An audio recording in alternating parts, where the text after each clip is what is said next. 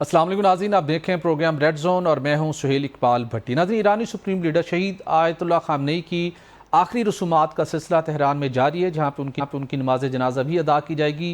करोड़ों लोग वहां पर पहुंच चुके हैं और रिक्कत अमेज़ मनाजिर हैं, जहां पर पाकिस्तान की तरफ से आला सती वफद ने यहाँ पर पहुँच कर ईरान के सुप्रीम लीडर शहीद आयतुल्लाह ख़ामनेई को खराज तहसीन पेश किया। वहीं पर दुनिया भर के मुख्तलिफ ममालिक से आला सती वफूद और मुख्तलिफ शख्सियात वहाँ पर विज़िट कर रही हैं और दुनिया भर से अवाम की बड़ी तादाद भी ईरान पहुँच रही है, जहाँ पर ईरानी सुप्रीम लीडर की जस्ते खाकी को जहाँ पर तदफीन के बाद जो अगला अहम मरला इस वक्त दुनिया के सामने पेश है, वो अमेरिका और ईरान के मबैन दोबारा मुज़ाकरात का आगाज़ होना है, जिसमें अहम राउंड में टेक्निकल और बड़ी अहम मामलात पर बातचीत की जाएगी। जिसके हवाले से वज़ीर शहबाज शरीफ, जो कि तुर्की के दौरे पर हैं, उन्होंने भी इस उम्मीद का इजहार किया है कि आइंदा 60 रोज़ में अमेरिका और ईरान के मबैन अमन कायम हो जाएगा। यानी कि वो इस बात के लिए पूरी उम्मीद है कि जो फाइनल एग्रीमेंट होना है वो आने वाले दिनों की मीटिंग में हो जाएगा। अगरचे कि अमेरिकी सदर डोनाल्ड ट्रंप कुछ दिन गुजरते हैं तो दोबारा धमकियां देते हैं, लेकिन इस बार उन्होंने भी कहा कि एक हफ्ते के लिए हमने ईरान को मोहलत दी है, लेकिन अहम मरहला शुरू होना है जब ईरानी सुप्रीम लीडर शहीद आयतुल्लाह ख़ामनेई की तदफीन हो जाएगी। तो इस पर भी आज के शो में बात करेंगे और इसके साथ आपको बताएंगे नाज़रीन कि आज़ाद कश्मीर की सूरत हाल के हवाले से, जहाँ पाकिस्तान पीपल्स पार्टी और JUFA के में बैन इत्तेहाद तो हो चुका है, लेकिन वहाँ पर आप कश्मीरी भी बाहर निकले, उन्होंने पोस्टर लगाए हैं, वो अमन के दाई हैं, लेकिन कुछ लोग कुछ इंतशार फैलाने वाले कुछ शरपसंद लोग वहाँ पर मौजूद हैं जो सियासी माहौल को ख़राब करने की कोशिश कर रहे हैं, जो चाहते हैं कि इंतखाबी माहौल ख़राब हो, लेकिन उसके बावजूद आज़ाद कश्मीर की हुकूमत और सियासी जमातें डिटर्मिन्ड हैं कि इलेक्शन मुकर्रर वक्त पर ही होंगे। तो इस पर भी आज के शो में बात करेंगे। इसके साथ आपको बताएंगे कि रज़ा डार, जिनको जो कि इसाक डार साहब के करीबी अजीज़ हैं, उनसे मंसूब कुछ मुसलसल बयानात और इल्ज़ामात का सिलसिला सामने आ रहा था। इस मामले की जब तक तहकीकात हुई हैं उसकी फाइंडिंग क्या है, ये दोनों ख़वातीन किस मकसद के लिए पाकिस्तान आई थीं और उन्होंने इस FIR में और उसके साथ अपने 164 के बयान में किन हक़ाइक़ को छुपाने की कोशिश की है और अब तक की फाइंडिंग्स क्या हैं, इस पर भी आज के शो में बात करेंगे। और इसके साथ बात करेंगे कि भारतीय वज़ीर नरेंद्र मोदी को मिलने वाले कुछ एजाज़ात, जिसका बड़ा चर्चा करते थे कि मोदी की सफारतकारी के डंके बज रहे हैं, लेकिन अब वो एजाज़ात नरेंद्र मोदी के लिए रुसवाई का सबब बन रहे हैं। तो इस पर भी आज के प्रोग्राम में बात करेंगे। तो इन टॉपिक्स पर बात करने के लिए स्टूडियो में मेरे साथ होंगे सीनियर तजज़ियाकार ख़ाजीन साहब, जबकि अब से कुछ देर बाद हमें साबिक़ सेक्रेटरी ख़ारजा शमशाद अहमद खान भी ज्वाइन करेंगे। ख़ाजा साहब, आपका बहुत शुक्रिया। ख़ाजा साहब, ईरान में ईरानी सुप्रीम लीडर शहीद आयतुल्लाह ख़ामनेई की आखिरी रसूमात का सिलसिला जारी है, उनकी नमाज जनाजा भी अदा होनी है, जहाँ पर करोड़ों अफराद पहुँच चुके हैं। एक ऐसा मंजर है कि शायद इससे पहले दुनिया ने, एटलीस्ट हमने शायद ये मंजर ना देखा हो कि कितनी बड़ी तादाद के अंदर लोग वहाँ पहुँचे हैं अपने इस लीडर के साथ इजहार यकजहती करने के लिए और उनके पैगाम को फॉलो करते हुए बड़ी तादाद के अंदर लोग वहाँ पर जमा हैं। खास साहब, वहाँ पर हमने देखा कि पाकिस्तान की तरफ से भी एक आला तरीन वफद वहाँ पर पहुँचा, जिसमें prime minister of Pakistan Shahbaz शरीफ साहब थे, field marshal Syed Asim Munir, chairman senate, governor, chief minister Sindh Bilawal Bhutto साहब, कबीना के अरकान मोहसिन नकवी साहब, वहाँ पर उन्होंने इसमें शिरकत की। जबकि हम देखते हैं कि इस मौके के ऊपर नरेंद्र मोदी भारत की तरफ से उन्होंने अवॉइड किया है और वहाँ पर ये क्वेश्चन भी हुए हैं, अगरचे कि माजी के अंदर वहाँ पर जो ईरान की सुप्रीम लीडर थे शहीद आयतुल्लाह ख़ामनेई, वो भी वहाँ पर जाके कुछ जब ऐसे मौके थे तो वहाँ पर वो शिरकत करते रहे। लेकिन चूँकि भारत इस वक्त इंडिया जो है वो इसराइल और अमेरिका के साथ अपने तल्लुकात को बढ़ाने की कोशिश कर रहे थे, इस मौके के ऊपर मोदी भी वहाँ पर नहीं गया। लेकिन उसके साथ देखते हैं कि मुख्तलिफ दुनिया के सरबराहान और मुख्तलिफ हुकूमती शख्सियात वहाँ पर आ रही हैं और वहाँ पर वो उन्हें खराज तहसीन पेश कर रही हैं। आप किस तरह देखते हैं सुप्रीम लीडर शहीद आयतुल्लाह ख़ामनेई की ओवरऑल ज़िंदगी को, उनका जो मोटो था, उन्होंने जो एक कौम तैयार की और जो उनका पैगाम था, तो उस पैगाम के ऊपर ईरानी कौम डट कर खड़ी हुई और ईरानी कौम ने जिस तरीके से जवाब दिया, आज अमेरिका, आज इसराइल और आलमी ताकतें उनके सामने बेबस दिखाई दे रही हैं। तो किस तरह दिखाई दे रहा है आपको उनका ओवरऑल, उनका ज़िंदगी, उनका फ़लसफ़ा? उनके फ़लसफ़े पे जो शहीद आयतुल्लाह ख़ामनेई हैं, उनका फ़लसफ़े में बाद में बात करता हूँ। पहले मैं हिंदुस्तान की ज़रा बात कर लूँ कि मोदी ने क्यों अवॉइड किया है जो इतनी बड़ी तकरीब शायद हमने अपनी ज़िंदगी में یہ جو جنازے کی تقریبات ہیں یہ اپنی زندگی میں نہیں دیکھی ہیں. ٹھیک ہے, اتنی بڑی تقریب ہو رہی ہے. ان کے رہبر معظم ایران کے یعنی کہ جو امام خمینی تھے ان کے بعد دوسری بڑی شخصیت ہیں, انہوں نے تو انقلاب برپا کیا تھا نا, جنہوں نے انقلاب نافذ العمل کر کے دکھایا, اور ایرانی قوم انہی کے فلسفے پر عمل کرتے ہوئے جس نے امریکہ جیسی سپر پاور کو شکست فاش سے دوچار کیا. اس کی وجہ یہ ہے کہ اس کا دوست ہے اسرائیل نیتن یاہو, ایک بچڑ آف گجرات ہے, ایک بچڑ آف غزہ ہے. یہ دونوں جو انسانیت کے کسائی ہیں, ظالم ترین شخص ہیں, انہوں نے انسانیت کا قتل عام کیا ہے. ان کا گٹھ جوڑ ادھر نظر آ گیا, اور مودی نے واضح طور پر ہندوستان کا جو وزن ہے وہ اسرائیلی پلڑے میں ڈال دیا ہے. اس سے ثابت ہوتا ہے کہ یہ اسرائیل اور ہندوستان ان کا ایجنڈا بھی ایک ہے اور ان کا مقصد بھی ایک ہے, اور یہ دونوں اپنے دوست بھی ہیں, الائی بھی ہیں. اب آتے ہیں جس طرح ایرانی قوم نے رہبر معظم سید علی خامنئی کو جس طرح رخصت کرنے کا پروگرام بنایا ہے, یہ ہے زندہ قوموں کی علامت. زندہ قومیں اپنے لیڈروں کو اسی شان شان طریقے سے رخصت کرتے ہیں. کروڑوں لوگ اس وقت سڑکوں پر ہیں ایران کے اندر, جو اپنے لیڈر کو خراج عقیدت پیش کر رہے ہیں. ان کی خاندان کے بھی جو لوگ شہید ہوئے, شہادت انہوں نے کس مقصد کے لیے دی ہے؟ جو سید علی خامنئی ہیں انہوں نے جو شہادت دی ہے, ایک تو علیہ کلمت اللہ کے لیے, انہوں نے مظلوم فلسطینیوں کا مقدمہ لڑتے ہوئے, جو جس وقت پوری دنیا کوئی لوگ ان کے ساتھ کھڑے نہیں ہو رہے تھے, انہوں نے موقف اپنایا, فلسطینیوں کے ساتھ کھڑے رہے, جس کی وجہ سے ان کی جان گئی. انہوں نے جام شہادت نوش کیا, اور دنیا بھر کے جو ممالک نے انہیں جا کر وہاں یہ بتایا ہے, امریکہ کو بھی, جو امریکہ کے الائی بھی ہیں, جو اسرائیل کے الائی بھی ہیں, ان سب کو سب سے پہلے پاکستان کی ریاست کے تمام بڑے رہنما, ہمارے فیلڈ مارشل, اور کرٹیکل صورتحال ہے. جی بالکل ایسا, ٹھیک ہے نا, بالکل ایسا. جس طرح ابھی ڈونلڈ ٹرمپ کہہ رہے ہیں کہ میں نے ایک ہفتہ دیا ہے. ایگزیکٹلی, ابھی بات ذہن میں رکھیے گا, میں جو کمپیریزن کرنا چاہ رہا ہوں. ڈے فرسٹ امریکہ نے, اسرائیل نے اٹیک کیا, پاکستان نے آفیشلی طور کے اوپر کھلے الفاظ میں دو ٹوک انداز میں اس حملے کی مذمت کی, اور پاکستان نے کہا کہ پاکستان ایران کے شانہ بشانہ کھڑا ہے. اس وقت دنیا کچھ نہیں پتا تھا کہ سپر پاور کیا سوچ رہی ہے, ہوگا کیا. مودی اس وقت بھی منظر سے قائم تھا, اس نے مذمت نہیں کی تھی. اسی طرح گزشتہ سال بھی جب اسرائیل نے مئی 2025 میں ایران پر حملہ کیا تھا, پاکستان نے مذمت کی تھی اور دو ٹوک موقف اپنایا تھا. بھارت اور مودی غائب تھا, اور آج بھی وہاں پہ اس کا ایران کے سامنے اور دیگر دنیا کے سامنے اس کا چہرہ اشکار ہوا ہے کہ جس کے ساتھ جب تجارتی فوائد تھے ایران سے بھرپور اس نے تجارتی فائدے لیے, لیکن جب وقت تھا مشکل کی گھڑی میں ساتھ ہونے کا تو بھارت ساتھ کھڑا نہیں ہوا. ابھی تک ڈرا ہوا ہے. جب جنگ ایران جیت گیا ہے, شروع دن میں تو کسی کو علم نہیں تھا, جیسے آپ کہہ رہے ہیں کہ اس جنگ کا نتیجہ کیا نکلے گا. اب جنگ جیت لی ہے ایران نے, تو ابھی بھی ڈرا ہوا ہے. یعنی کہ اس سے اب کہاں کیسے واضح ہوگا کہ یہ اسرائیل کا الائی ہے. یہ قتل و غارت میں بھی اس کا الائی ہے, فکری طور پر بھی, نظریاتی طور پر بھی یہ اس کا الائی ہے. اب تو اس جو آخری رسومات کی تقریبات تھی رہبر معظم کی, اس میں شرکت نہ کر کے اس نے یہ اس پہ مہر ثبت کر دی ہے کہ وہ نیتن یاہو کا یار ہے. بالکل ٹھیک. اب آتے ہیں کہ جو ممالک وہاں پہنچے ہیں, سب سے پہلے پاکستان کی بات کرتے ہیں.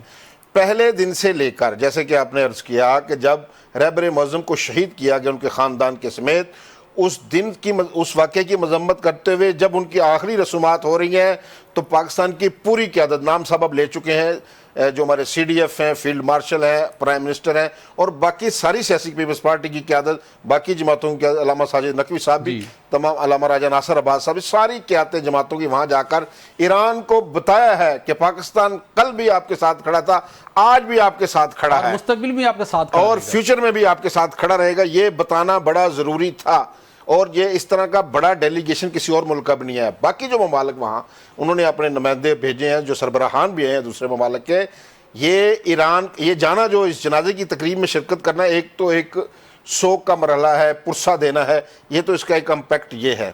دوسرا ایک امپیکٹ یہ بھی ہے, اس کے سیاسی بھی اثرات ہیں. یہ جو ممالک وہاں پہنچے ہیں, ان 30-40 ممالک کے وفود وہاں پہنچے, یہ دنیا کو بتا رہے ہیں کہ ہم ایران کے ساتھ کھڑے ہیں, ہم جو رہبر معظم تھے ان کے ساتھ کھڑے ہیں. جو ایران کا نظریہ تھا اس جنگ میں, امریکہ کے ساتھ نہیں کھڑے ہیں. ہم کس کے ساتھ کھڑے ہیں؟ مظلوم ایرانی عوام کے ساتھ, جنہوں نے حق حق کا مارکا لڑا, جنہوں نے اسلام کا مارکا لڑا, مظلوموں کا مارکا لڑا. اور یہ نوبت کیوں پہنچی؟ کیونکہ وہ مظلوم غزہ کے مسلمانوں کا مقدمہ لڑ رہے تھے. آج اسی لیے پوری دنیا کے جو ممالک وہاں پہنچ کے سربراہان وہاں گئے ہیں, وہ ایران کو ایک طاقت بھی فراہم کر رہے ہیں کہ ہم آپ کے ساتھ ہیں. اور یہ مناظر امریکہ بھی دیکھ رہا ہے, پوری دنیا یہ مبارک یہ مناظر آپ سے جاننا چاہتا تھا, جب کچھ ویڈیوز سامنے آئے جہاں پہ ایک طرف ان کی جسد خاکی کو بہت ہی انتہائی عقیدت کے ساتھ, احترام کے ساتھ خراج تحسین پیش کیا گیا, یہ ویژول بھی دنیا نے دیکھے, لیکن وہ ویژول بھی جو ایک کھلا میدان ہے اور کروڑوں کی تعداد کے اندر لوگ وہاں موجود ہیں تا حد نگاہ, یہ منظر صہیونیوں کے لیے اور دیگر لابیز کے لیے کتنا تکلیف دہ ہوگا کہ آپ کے تمام تر ٹیکنالوجی, آپ کے ہتھیاروں کے باوجود اس قوم نے نہ صرف فتح حاصل کی بلکہ آج بھی ڈٹ کے کھڑی ہے پوری قوم, اور پوری قوم متحد ہے. کیا میسج کیا ہوگا عوام کے؟ پہلے تو میں نے بتایا نا کہ جتنے ممالک کے لوگ وہاں پہنچے, سفارتی سطح پر ایران کی بالادستی ہے, یہ جیت ہے کہ ان کے ساتھ ابھی بھی آدھی دنیا کھڑی ہوئی ہے. اب آتے ہیں جو عوام الناس ہیں, جو کروڑوں لوگ اپنے گھروں سے نکل کر اپنے محبوب جو رہنما ہے, لیڈر ہے, اس کو سفر آخرت کو اس کو روانہ کرنے کے لیے سڑکوں پر موجود ہیں. یہ کروڑوں لوگ بتا رہے ہیں دنیا کو, یہ کہ امریکہ کو, اسرائیل کو, کہ دوبارہ کبھی بھی آپ نے جارحیت کی تو ہم اپنی لیڈرشپ کے ساتھ کھڑے ہیں, بلکہ رہبر معظم سید علی خامنہ ای کے فلسفے پر جان بچانے کو ترجیح نہیں دیں گے, جان دینے کو ترجیح دیں گے, جیسے کہ کربلا میں ہوا تھا.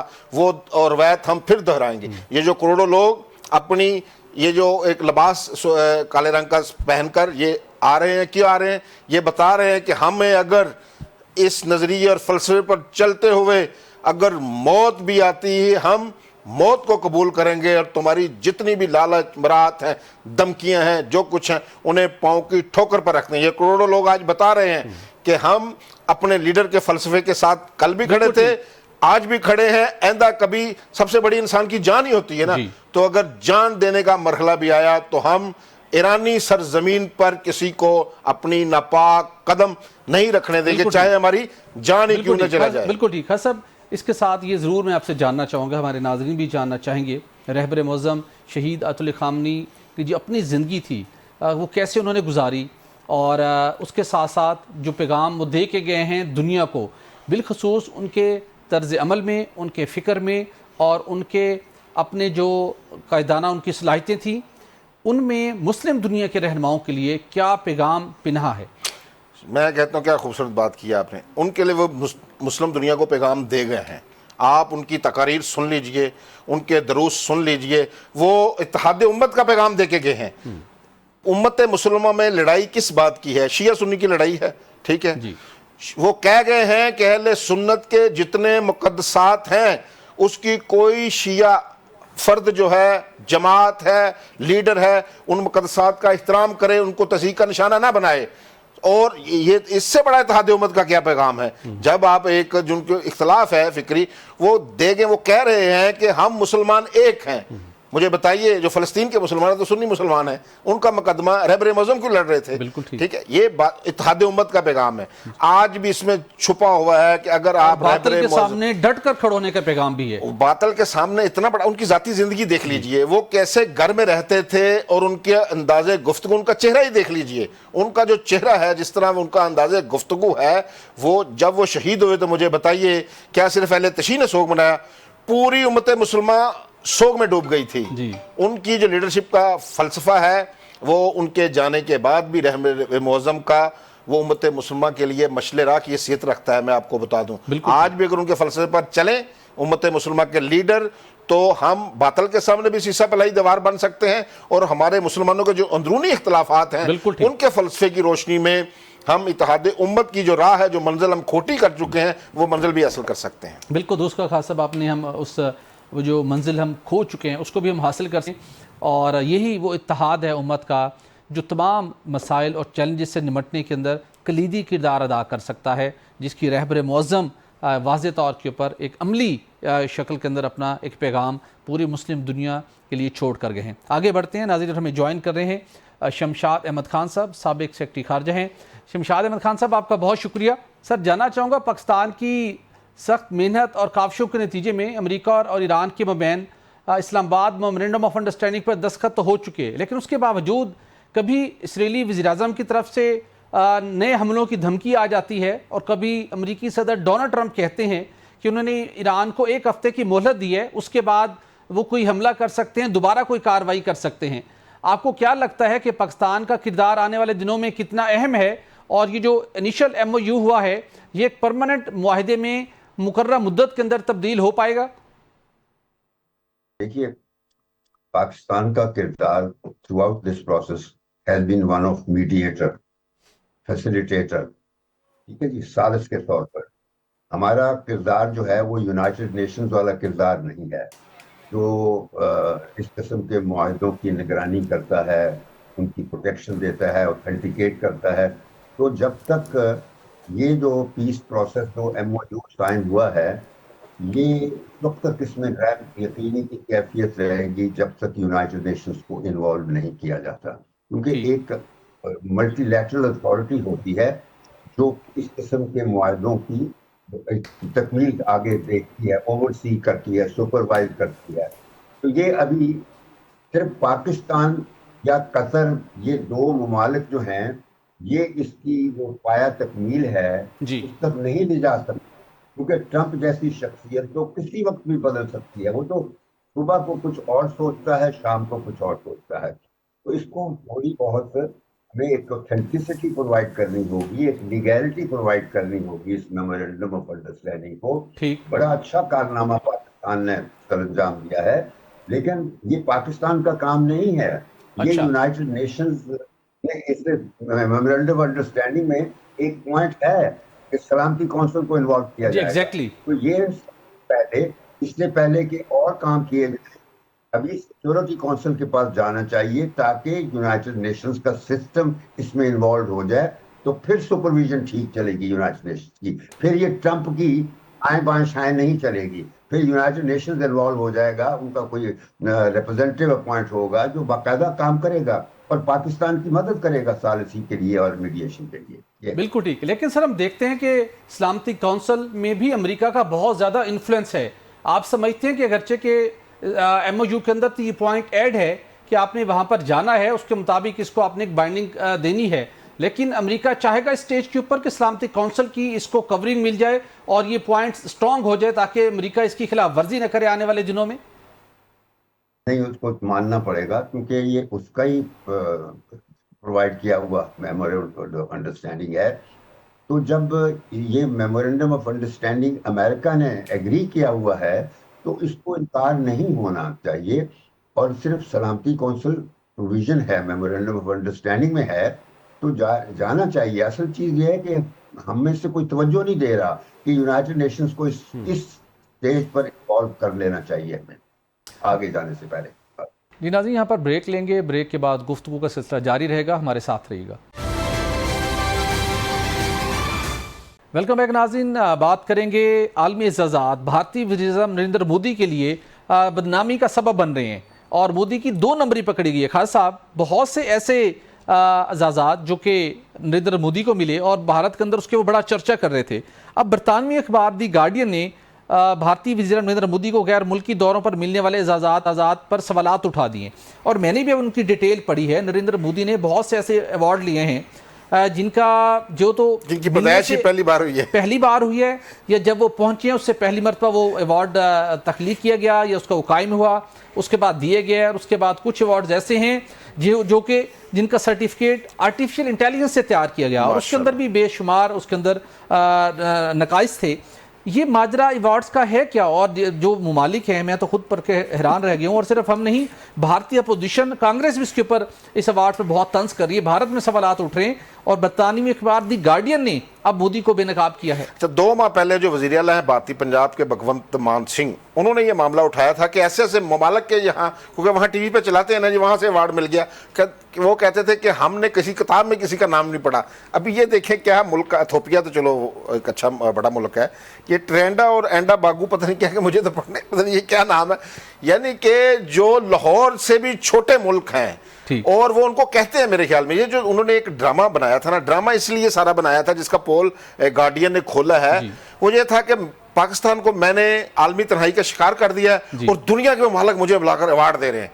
ये चर्चा तो 2 माह से इंडिया के अंदर भी हो रही थी, अपोजिशन भी कर रही थी, लेकिन जब गार्डियन ने बाकायदा सबूतों के साथ आर्टिफिशियल इंटेलिजेंस के साथ बनाए गए जो सर्टिफिकेट हैं जिनमें स्पेलिंग भी गलत लिखे हुए हैं और पहली बार ही अवार्ड दिया गया किसी को, यानी कि अवार्ड तो मिलता है ना, कोई बड़े बड़ी जो मशहूर ज़माना एनजीओज है आपको वो अवार्ड देती हैं दुनिया भर में एक ही इंसानी हकूक़ के नाम पर, या आपने कारकर्दगी दिखाई, क्या कारकर्दगी दिखाई है, दिखाना सिर्फ ये था मजालिम किए हैं कश्मीर में और भारत के अंदर अक़लियतों के हकूक़ की पामाली की है, उनके ऊपर जुल्म सताए हैं, वहाँ पर रिपोर्ट्स आई हैं, वहाँ पर हिंदुत्व को प्रमोट किया है, इसके ऊपर तो कोई मुल्क आपको अवार्ड नहीं देगा सिवाय इजराइल के।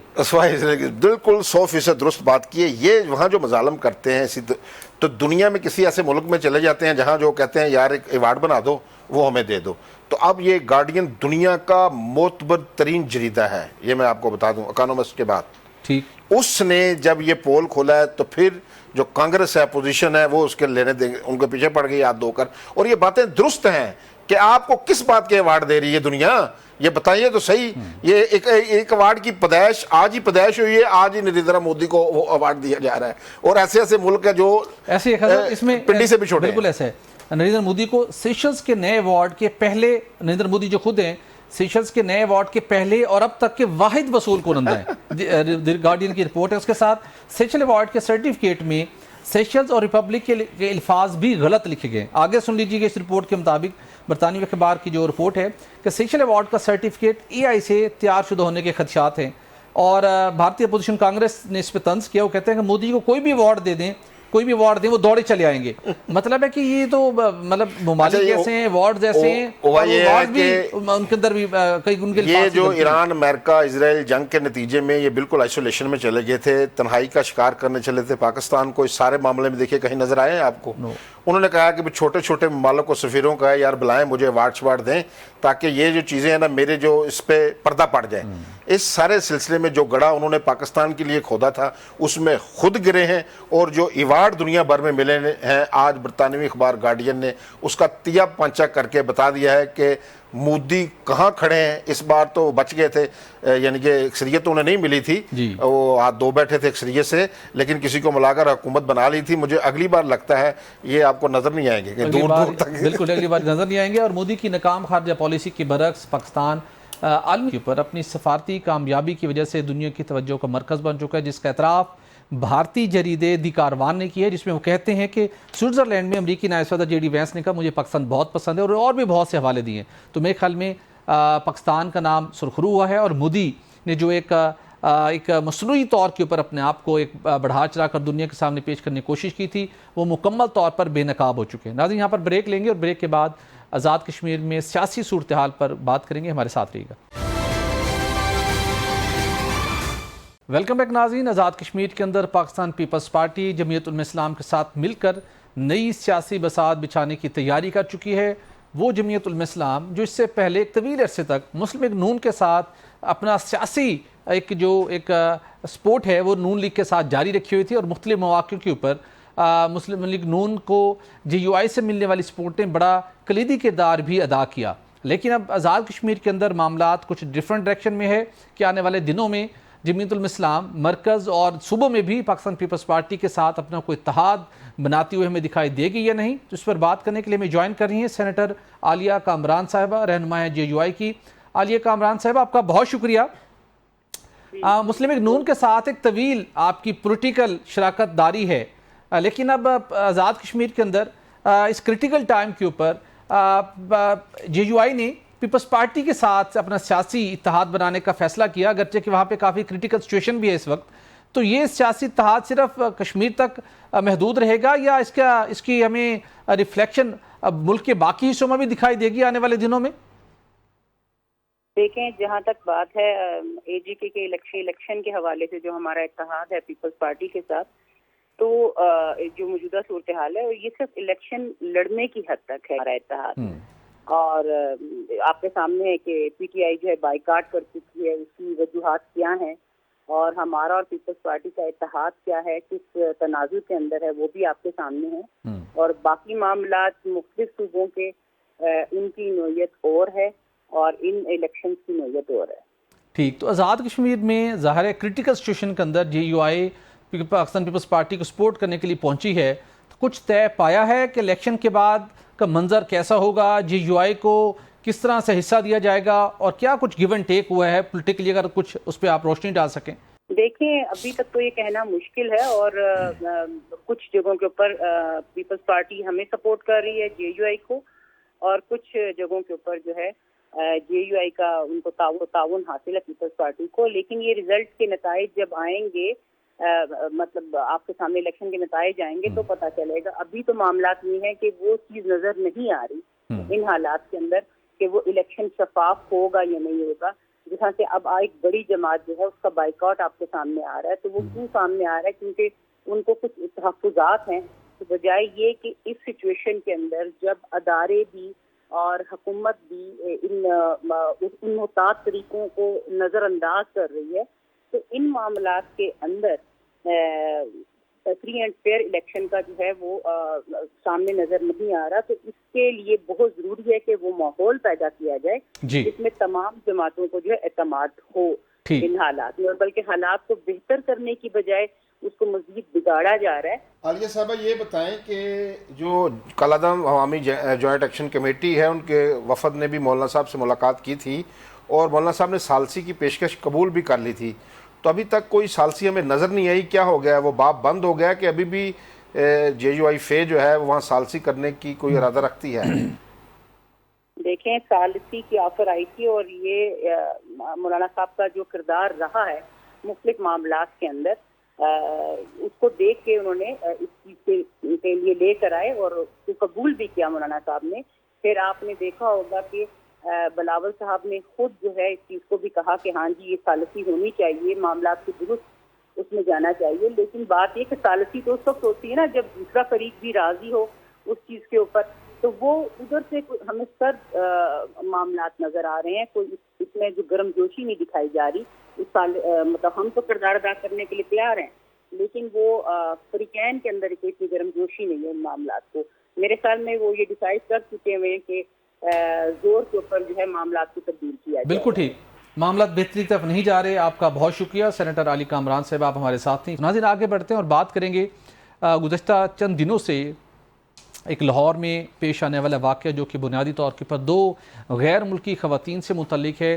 اس کے اوپر بہت بات کی جا رہی ہے اور اس کے اوپر ون سائیڈڈ کافی رپورٹنگ بھی ہوئی ہے. ہم نے بھی جاننے کی کوشش کی کہ اس کے فیکٹس آپ کے سامنے رکھے جائیں. اب تک ان مبینہ طور کے اوپر اغوا ہونے والی ان 2 غیر ملکی خواتین کے بیانات بھی جو قلم بند ہوئے 164 کے وہ سامنے آ چکے ہیں.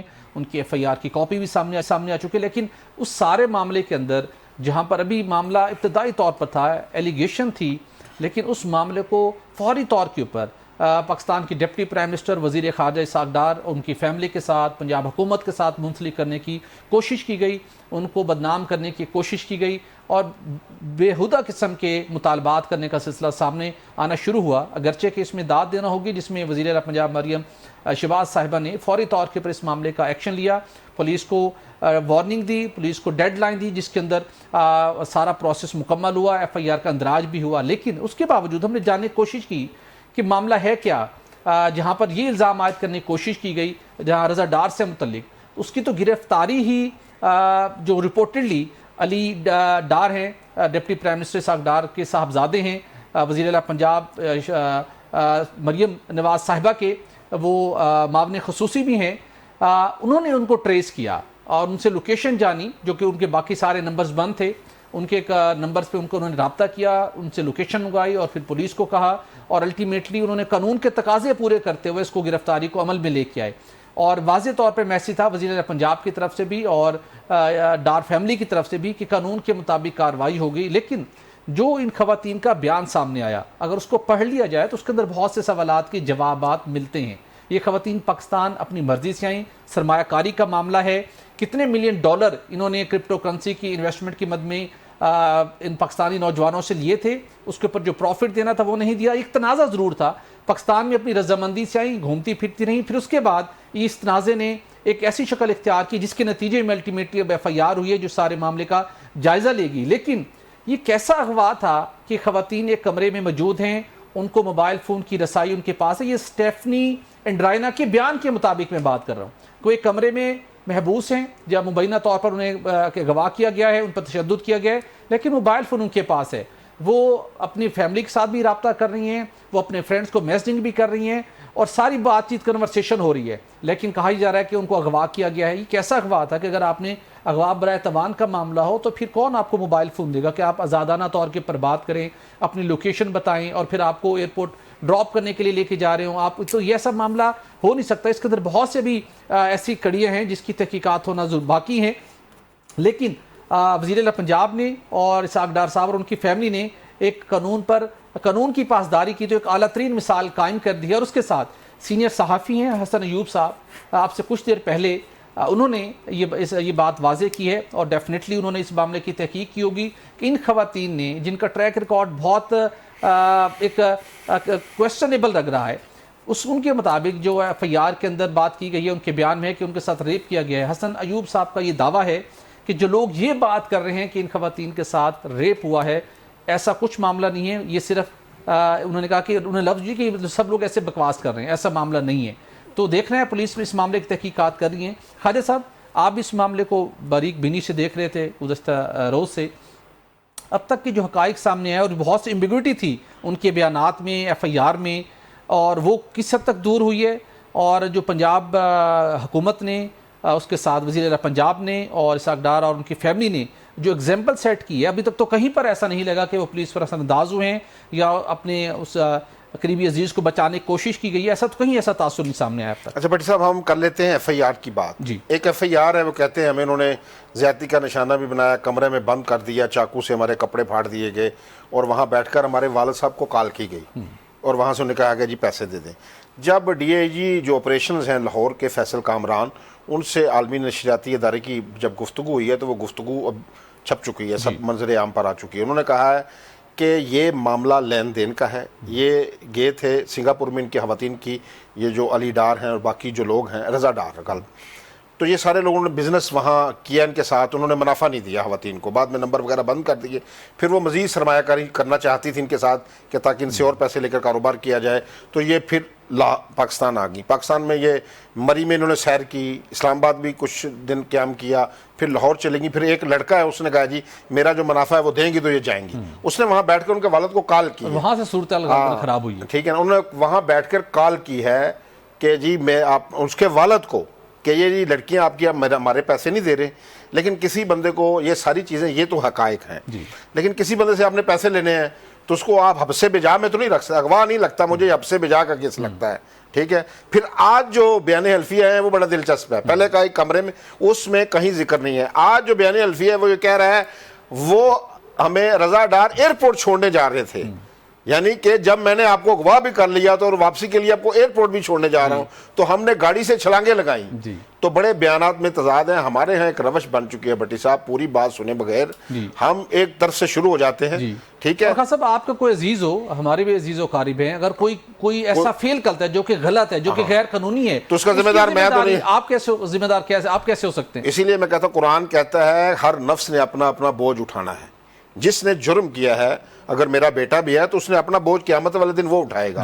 اگر میں نے کوئی گناہ کیا ہے تو میرا بیٹا میرا بوجھ نہیں اٹھائے گا. اس لیے رب نفسی قیامت والے دن لوگ پکارتے ہوں گے, ان کو اپنے بچے بیویاں سب کچھ بھول جائے گا.